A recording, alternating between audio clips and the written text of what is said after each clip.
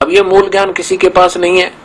कबीर साहब को जब तक हम भगवान नहीं मानेंगे, इतने हमारे ना तो कुछ शास्त्र समझ में आवे, ना हमारी भक्ति सुचारू हो, क्योंकि मालिक को तो मालिक नहीं मान रहे हैं, और जो मालिक नहीं है उनको हम प्रभु मान रहे हैं। वो जितने मालिक है उतना लाभ तो वो दे सकते हैं, लेकिन इस काल से छुड़वाने वाला प्रभु वो स्वयं ही है, इसलिए वो कबीर परमेश्वर है।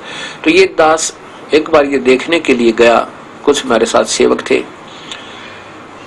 तो हमने वहां जाकर देखा, वहां कबीर चौरा नाम का एक आश्रम बना हुआ है, और जहां पर कबीर साहब ने बैठ के उस समुद्र को रोका था, वहां पर एक चबूतरा यानी पत्थर नीचे रखा है, उसके ऊपर एक यादगार बना रखा है, गुम्बद सा बना रखा है कि ये ऐतिहासिक स्थल कोई बर्बाद ना कर दे, ये प्रमाण बना रहे, इसलिए उसके ऊपर एक गुम्बद सा बना देते हैं।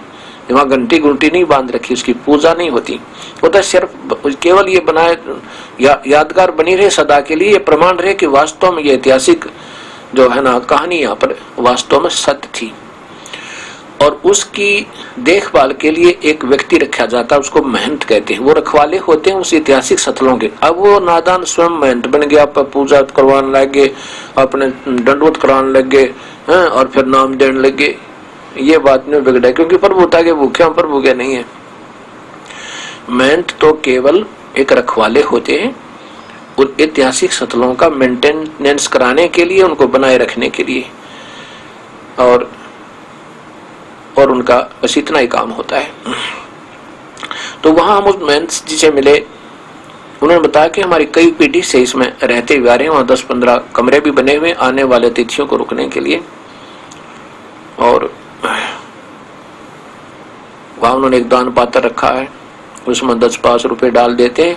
वो इसलिए कर, पहले जो महंत होते थे बड़े नेक हुआ करते, प्रभु से डरने वाले होते थे, जो पूजा आ जाती केवल अपनी रोजी रोटी की रखकर बाकी का मंदिर में लगा दे, उसको आश्रम की मेंटेनेंस में लगा देते, या कितना अपना भंडारा कर देते थे। अब वर्तमान के जो लोग हो गए, अब नाम भी देने लगे और स्वयं महंत बनकर गुरु बन गए, नाम काय का ज्ञान उनको शास्त्र विरुद्ध साधना बताने लगे, क्योंकि शिष्यों का समूह चाहिए, और शिष्य होने पाछे परमानेंट व इनकम हो जाती है।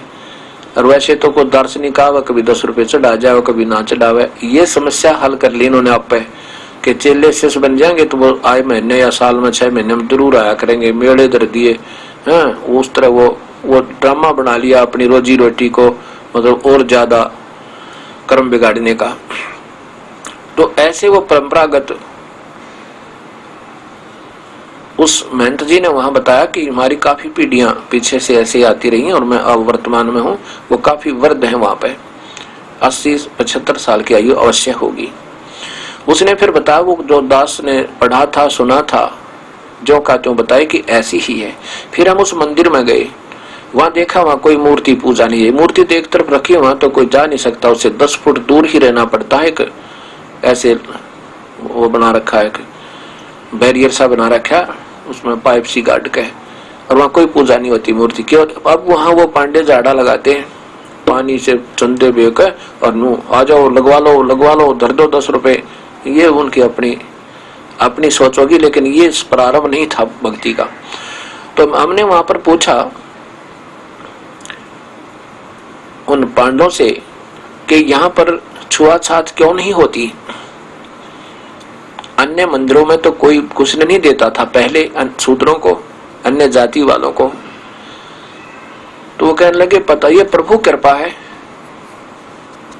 प्रभु कृपा है, प्रभु की कृपा यहाँ क्यों हुई, अन्य मंदिरों में क्यों नहीं हुई? फिर हमने पूछा कि सुना ये मंदिर पहले समुद्र ने कई बार तोड़ा था। वो कहने लगे, हाँ 1-2 बार तोड़ा था, सुना है हमने भी। फिर किसने रोका समुद्र को? कि भगवान प्रभु की कृपा से रुक गया। जब वो 3 बार टूटा, जब ये प्रभु कहाँ गए थे आपके? अब ये वो सच्चाई तो सामने आने नहीं देते, क्योंकि कबीर साहब को भगवान नहीं मानते। अरे जब तक मूल मालिक को मालिक नहीं मानेंगे, जब तक हम जड़ की सिंचाई नहीं करेंगे और जड़ को नीचे नहीं डालेंगे जमीन में, तब तक पौधा भक्ति रूपी हमारा सफल नहीं हो सकता। ये जगन्नाथ के मंदिर की स्थापना की सत्य कथा है।